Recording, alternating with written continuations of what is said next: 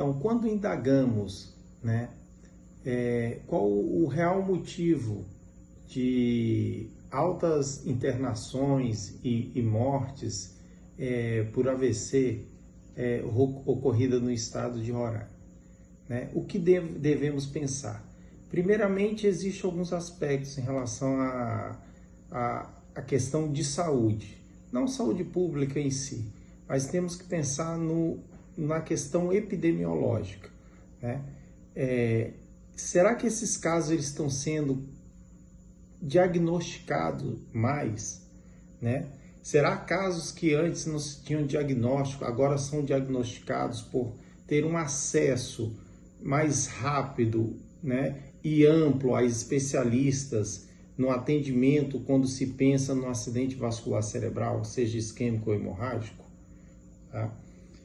Será que a incidência, né, a incidência se mantém a mesma? Para a gente entender o que é a incidência de AVC, né, nós temos AVCI e AVCI hemorrágico.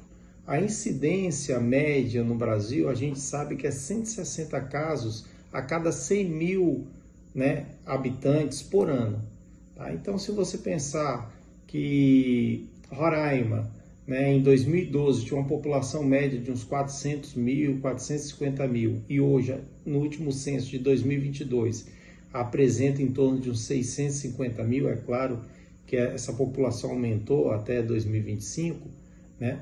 Essa incidência por ano, em média, nós teríamos aproximadamente uns 1.040 casos de AVCI por ano em Roraima, uma população média de 650 mil. Tá? Isso daria por mês aproximadamente 86 casos de AVCI.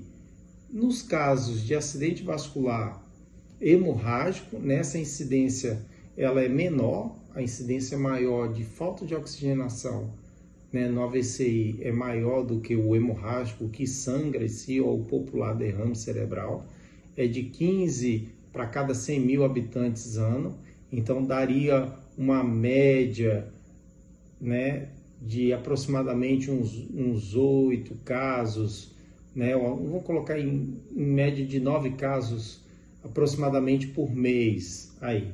Tá? Então, somando, né, com a demanda de 86 AVCI, com mais 9, em média de 95 casos de AVC, sendo ele hemorrágico ou sendo ele isquêmico.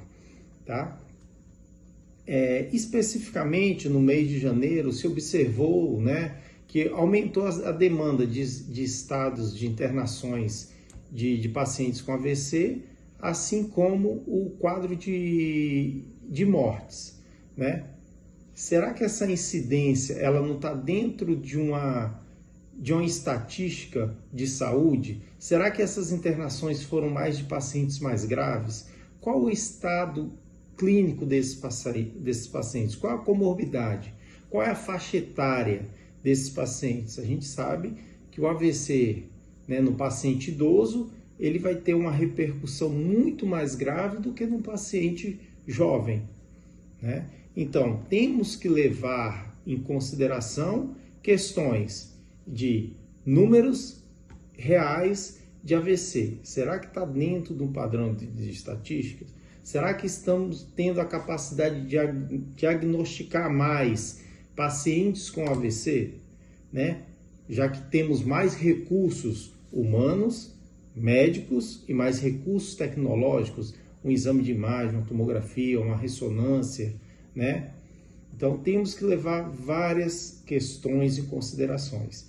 Em termos a quadro de morte, sabemos que quadros graves de AVCI ou quadros graves de AVCH, né, de derrame cerebral, eles podem cursar com morte, né? O paciente pode evoluir para a morte, mas temos que analisar caso a caso.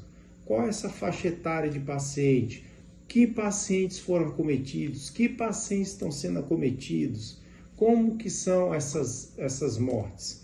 São decorrentes de quê? Então, N fatores que temos que levar em consideração antes de tentar buscar qual é a causa real desses óbitos ocorridos.